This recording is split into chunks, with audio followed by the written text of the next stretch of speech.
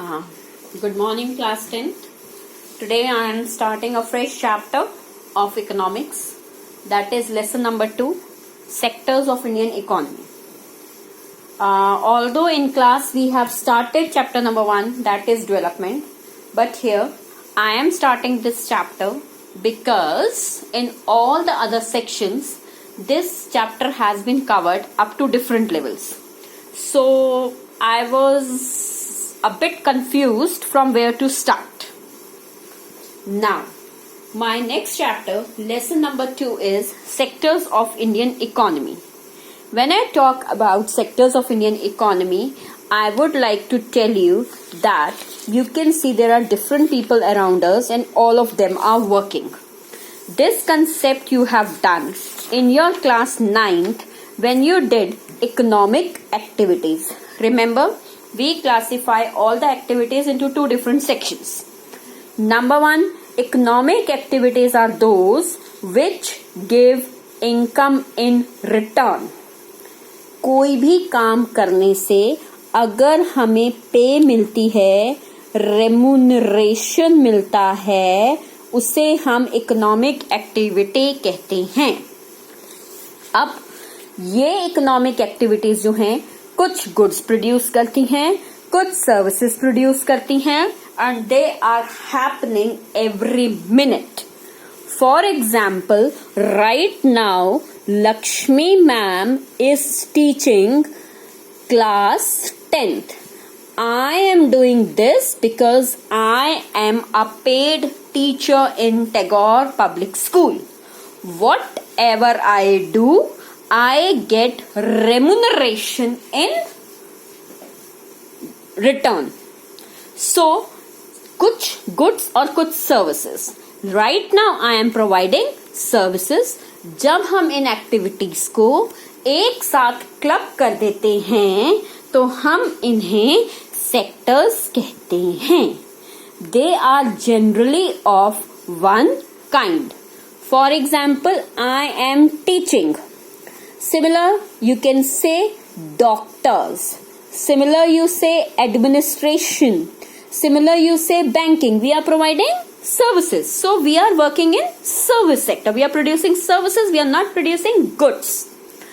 इन sectors को हम 3 types में classify करते हैं. सबसे पहले primary activities. Primary activities are those which are undertaken, which are done by using natural resources. ये कोई भी natural resource हो सकता है.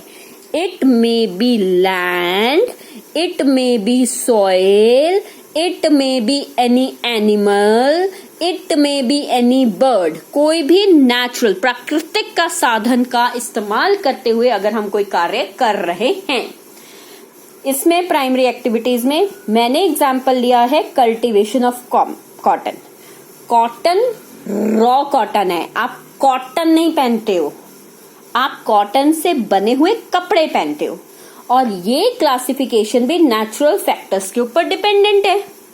प्रोडक्ट भी नेचुरल है और आप डिपेंड भी नेचुरल फैक्टर्स के ऊपर हो, चाहे वो टेम्परेचर हो, चाहे वो सॉइल हो या कोई भी और चीज हो.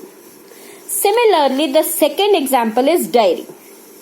ये एक बायोलॉजिकल प्रोसेस है. यहां से हमें मिल्क मिलता है. काऊ भी नेचुरल है, बफेलो भी नेचुरल है. जो प्रोडक्ट मिल रहा है वो मिल्क मिल रहा है, नेचुरल मिल रहा है. पनीर नहीं बोल रही मैं, मिठाई नहीं बोल रही मैं. Milk is a natural product. Similarly you can take activities of mining. यहां से आपको आयरन ओर मिले या आपको बॉक्साइट मिले, ये नेचुरल है और नेचुरल आपको धरती के अंदर से मिलता है. जो प्रोडक्ट है वो नेचुरल ही रहेगा.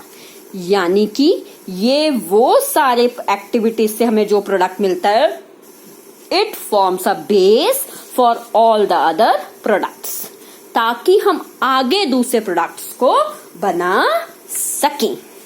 यही कारण है कि ज्यादातर प्रोडक्ट्स जो हैं they are related to agriculture. हम इसे एग्रीकल्चर और रिलेटेड सेक्टर का भी नाम देते हैं। हमारी नेक्स्ट एक्टिविटी जो आती है that is secondary sector. Secondary sector से वी मीन दोज एक्टिविटीज जिसमें हम नेचुरल प्रोडक्ट्स को, आपका कॉटन है, मिल्क है, आयरन होर है, हम उसे चेंज करते हैं in different forms with the help of manufacturing. यहां पर प्राइमरी स्टेप नहीं ले रहे हम दूसरा स्टेप ले रहे हैं। हम गुड्स ही प्रोड्यूस कर रहे हैं, लेकिन फर्स्ट स्टेप हमारा नेचुरल प्रोडक्ट्स है, दूसरा इसको प्रोसेस करना है, तो ये सेकेंडरी एक्टिविटी कहलाया जाता है। Primary 1, secondary 2। दूसरी चीज, क्योंकि सारा काम फैक्ट्रीज में, वर्कशॉप्स में, शेड्स में होता है, हम इसे इंडस्ट्रियल एक्टिविटी भी कहते हैं। अब कॉटन एक है, कॉटन फाइबर जो है वो रॉ कॉटन से हमने बनाया, फाइबर बनाया, फाइबर को हमने धागे में बनाया, धागे से हमने क्लॉथ में उसे कन्वर्ट किया। अब ये तीनों चीजें जो हैं वो सेकेंडरी हो गई। ऐसे ही आप एग्जांपल ले लीजिए शुगर या गुड़ का। शुगर केन नेचुरल है, लेकिन हमने उसे फैक्ट्री में प्रोसेस किया, उसकी फॉर्म्स को चेंज किया। इट मे बी शुगर और इट मे बी गुड़। क्लियर? हमारी तीसरी एक्टिविटी जो है उसे हम कहते हैं टर्टरी सेक्टर। ये हमें गुड्स नहीं प्रोवाइड करती, ये हमें प्रोड्यूस करती है या प्रोवाइड करती है सर्विसेज। जनरली ये सर्विसेज जो हैं they are very much required for the development of primary as well as secondary sector. Number 2, they sometimes, not sometimes, they always aid or support production process. Examples आप पहले भी कर चुके हो, मैंने बोले भी हैं, you may count transportation, communication, godowns, banks, teaching and other things. क्योंकि ये सर्विसेज जनरेट करती हैं, we call this sector as service sector. इस सर्विस सेक्टर में कई बार हम असेंशियल सर्विसेज को इंक्लूड करते हैं। टीचिंग है, मेडिसिन है, एडमिनिस्ट्रेशन है, वॉशरमैन है, बार्बर शॉप्स हैं, ये सब एसेंशियल सर्विसेज हैं।